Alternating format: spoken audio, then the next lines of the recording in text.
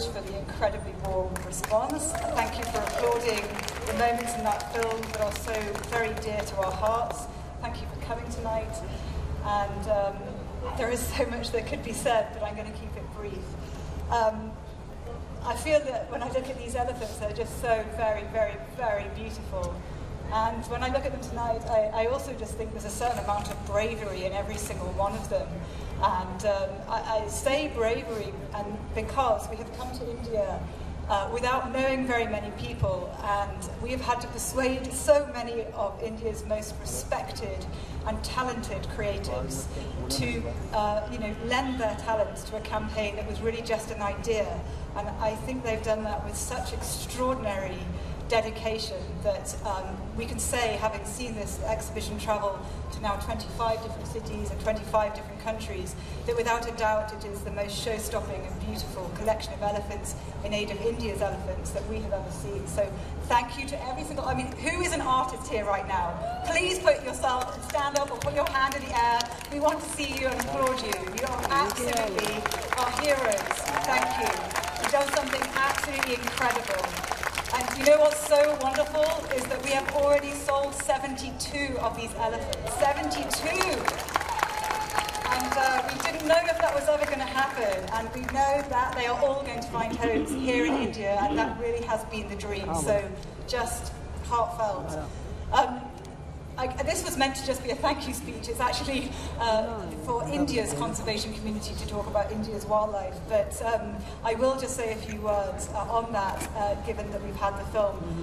And I think more than anything, I'm sure we're all very, very aware and have perspective on the fact that we are just in such a moment of time right now where the world's wildlife is under such threat. 50% of all animals have just been wiped out in the last 40 years. I'm going to be 40 in a couple of weeks' time. That's a terrible thing to think, that as we've been growing up, they have just been going, and what we're not going to allow to happen is the word gone to ever be uttered whilst we're all alive. The whole world wants these animals to survive, whether it's polar bears in the Arctic, or jaguars in South America, or lions in Kenya.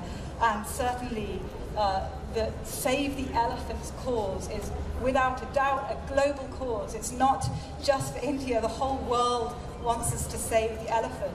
They are, the dinosaurs almost. It'd be like losing our own imagination to lose them. They are the inspiration behind so many different things. I grew up in London, but I never stopped seeing elephants in logos and imagery and artwork.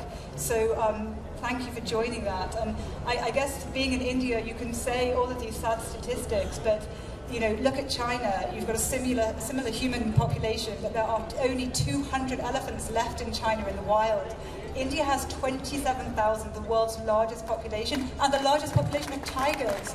You are a conservation miracle on the world stage, and the world is looking at India for guidance in terms of other countries, in terms of how do we continue to live with the world's wildlife while human populations explode. And I guess the answer to that is tolerance a lot of the time, and figuring out ways to coexist, and corridors are one of those answers.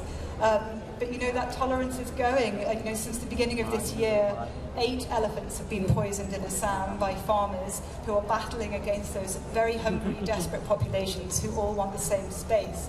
And every 4 days an elephant is being killed in India, and that's normally through poisoning or electrocution or train hits with the train lines going everywhere, and sometimes poaching as well. So it's a very, very real and everyday problem, and we wanted to bring joy to Bombay and India in our efforts to actually mobilize everyone to get behind helping save them. And I think the best moment that a lot of the team recite was when we all went down as a team to Bandra Fort last weekend, and we just overheard a child take her mum by the hand and say, look at this elephant, it's linked to a corridor in Orissa. And then we knew we were winning. Never mind how much money they raise, the fact that corridors are in the mainstream vocabulary as a solution is hugely successful. But very quickly, moving on to happy things. Tonight is a celebration, it's a thank you. There have been hundreds and hundreds of people involved in this campaign, but there are a few people that have to be called out, that when you look back all roads seem to lead back to them. And one of them is a politician called Poonam Mahajan, who has been a lightning rod for India's elephants, and she deserves a massive round of applause. I don't even know if she's here, but let it be known she's been incredible.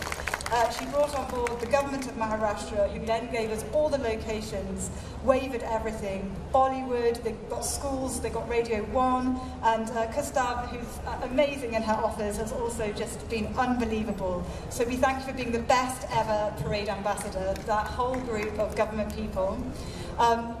Vikram Goyal, who is the most darling man. Where are you, Vikram? Where is he? Can someone call him out? I wish I had a spotlight. Vikram, you know, he kind of tentatively started getting involved, and next thing he knows, it's taken over his entire friendship group and his entire life. He made the beautiful brass jolly elephant here, which is the highest selling at 18 magnificent lakhs for this cause. He got on board our headline sponsor, Good Earth, so many artists, and through Moses, he got us Hasina. Where is Hasina? That darling woman who then brought the whole of Bombay to talk about elephants. She's rehomed at least 10 elephants. She's a complete elephant goddess, and we're going to love you forever. And then finally, Tanya Mystery, turned up on our doorstep. Where is she? Yes,